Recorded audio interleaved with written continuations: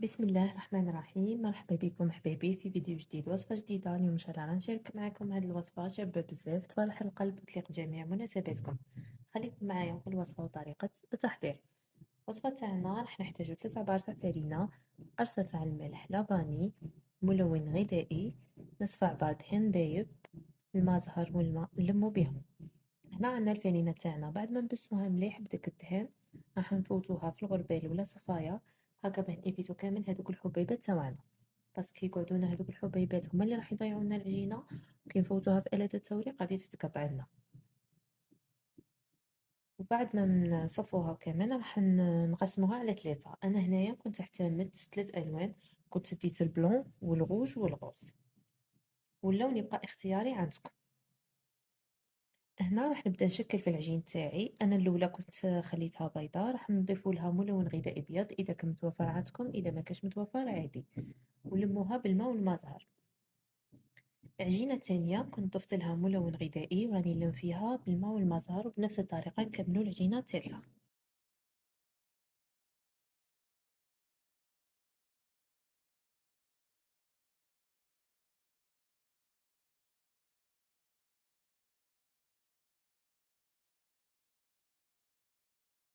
فوالا هنا بعد ما كملت كامل العجين تاعي غادي نخليه يرتاح ونبدا نشكل في الحشو تاعنا. الحشو تاعنا راح نحتاجو 3 كيلات تاع كاكاو، نصف كيلة سكر، البيض باه نلمو فيه ولا غاني. اذا كان متوفر عندكم عطر اللوز الحلو ضيفوه، ما كانش متوفر عندكم عادي، وراح يمد لنا قوش باب في الحشو تاعنا. هنا راح ندخلو داك السكر مليح في لافاني في داك الكاكاو. بعدها راح نلمو الحشو تاعنا بالبيض. انا هنايا كانت درت 2 حبات تاع البيض، كنت عبرت بهذيك العطرية الكحلة.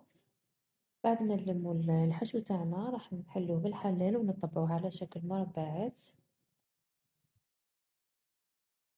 فوالا القوام تاع الحشو تاعنا كيفاش راه. هنا كنت طبعته مربعات وغندخله في الفريجيدان. راح نبدا نشكل في العجين تاعنا. العجين تاعنا هنا راح نحلها بالمايزينا ونفوتها في آلة التوريق.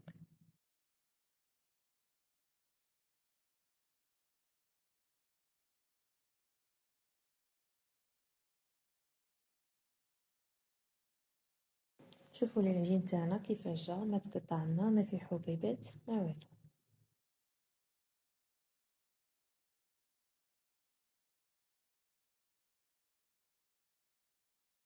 بعد ما نكملو كامل العجين تاعنا ونحلوه راح نعاودو نفوتوه في آلة التوريق، لكن نقطعوه على شكل مستطيلات.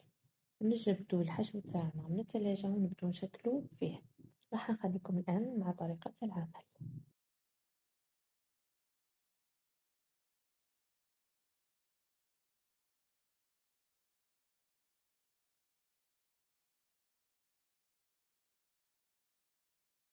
بعد ما نكملو الحبة تاعنا راح نقصو من هادوك الزوائد ونشدوهم من تحت بالبايض البيض.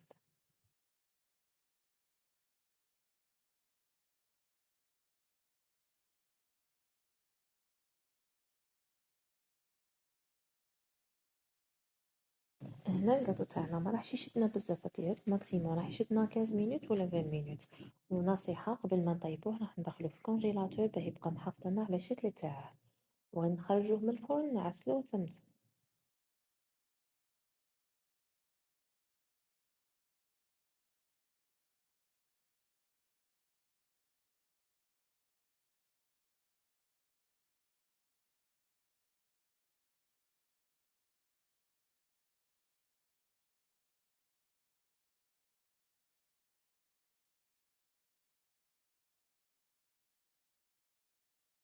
وهكذا كانت النتيجة النهائية. راح نحو دوك الزوائد نشدوهم بايض بايض.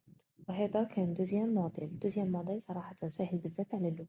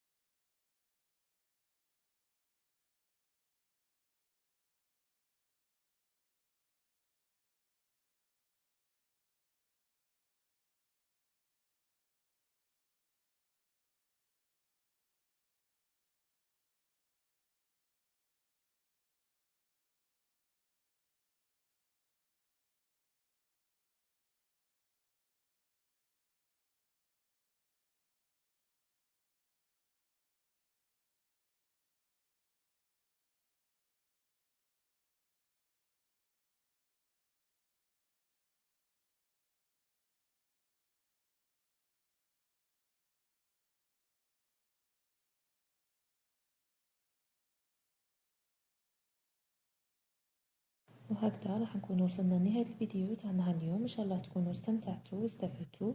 إذا عجبكم المحتوى ما تنسوش دعموني بجيم التعليق والاشتراك. دعمكم يفرحني ويزيد يعطيني القوة باش نكمل ونقدم لكم الأفضل. نخليكم في أمان الله ونشوفكم في فيديو جاي إن شاء الله.